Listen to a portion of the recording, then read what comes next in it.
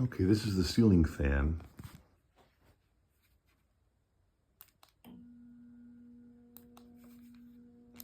And that's the noise the motor makes.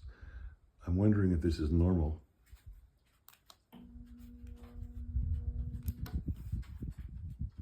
Or if it's the fan. I'm not used to having any noise at all in the fan, so I just wanted to ask on that. Thank you.